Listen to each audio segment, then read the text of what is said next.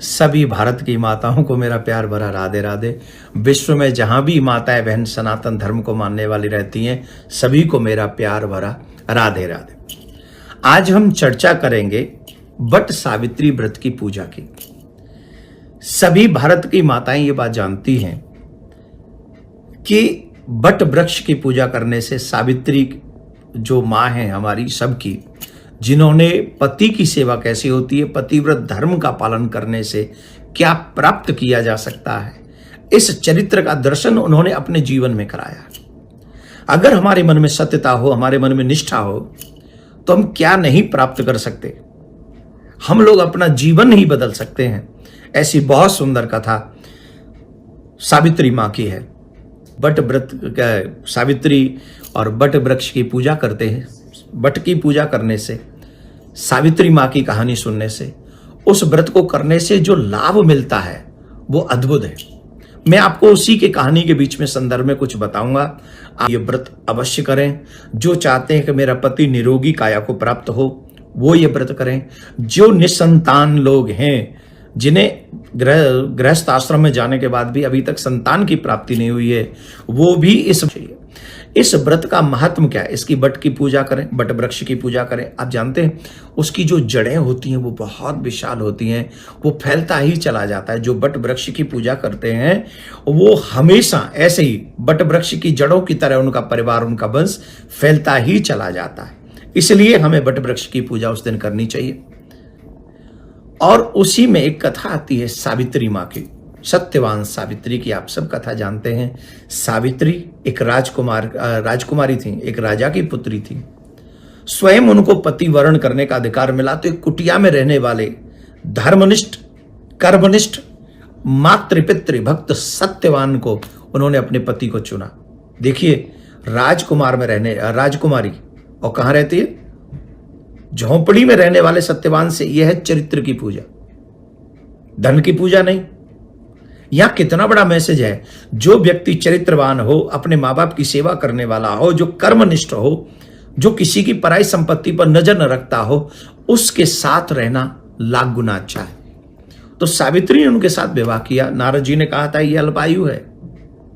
उस बात की परवाह किए बगैर, सत्यवान के माता पिता थे अंधे, उनके नेत्र नहीं थे, फिर भी वो अपने सास ससुर की सेवा करने लगी, अपने पति की सेवा करने लगी। पति नित्य अपनी कर्म निष्ठा के साथ में अपने जीवन को जी रहे थे। एक दिन वो लकड़ी काटने के लिए गए और वो लकड़ी काटते हुए वृक्ष से मूर्छित हो गए, गिर पड़े।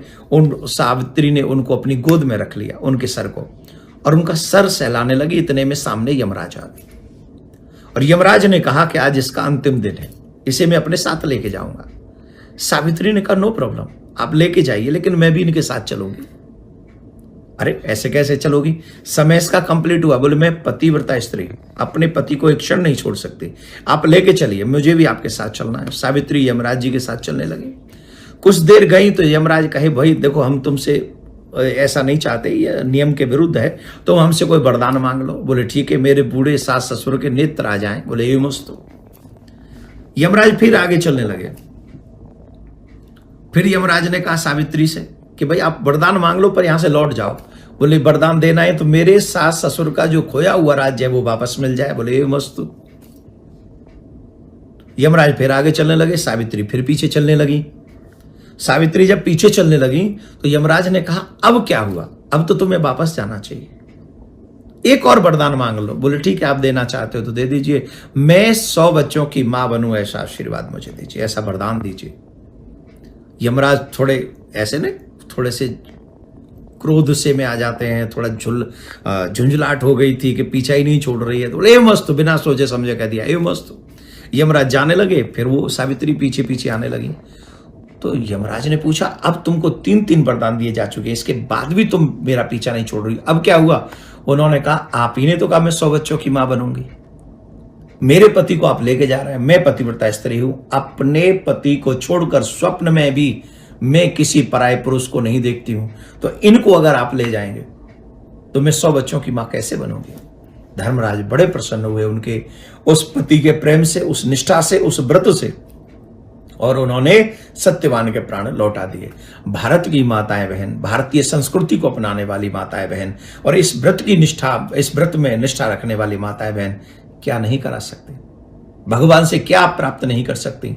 आप सब कुछ प्राप्त कर लेते, लेकिन अगर हमारे उस व्रत में सच्ची निष्ठा हो तो आप सभी माता बहनों को ये कहानी सुननी चाहिए और ये व्रत करना चाहिए। आप सबके घर में प्रसन्नता रहे, प्रिया कांजू आपको मंगल प्रदान करे। कथा को सुन ले, इस कहानी को सुन ले और ज्यादा से ज्यादा सुहागिन माता बहनों को इस व्रत को करने के लिए प्रेरित करें। राधे राधे।